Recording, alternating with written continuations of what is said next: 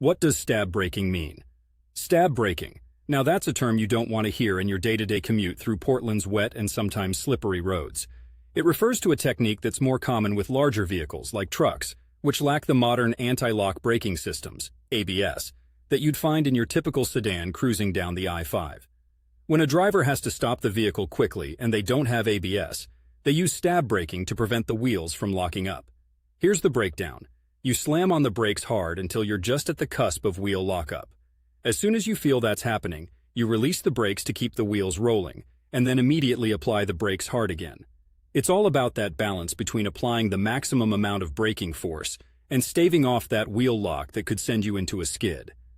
The name stab comes from that aggressive, repeated application of the brakes, like you're jabbing at the brake pedal with quick, strong thrusts.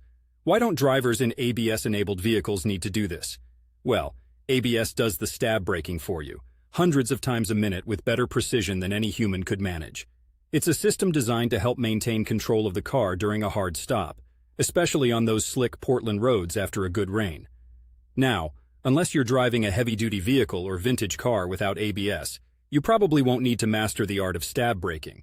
But it's one of those old-school driving techniques that's still taught in trucking schools. And knowing about it? That's just good trivia to share on a long drive to the coast, provided you're not doing the driving. Safety first, as they say. Keep it between the lines, or in the case of stab braking, keep it well-timed and firmly executed. And remember, not all vehicles are designed the same, so always know the safety systems your ride has got under the hood and how to use them. And no, don't call up old Scotty for a demonstration in downtown Portland.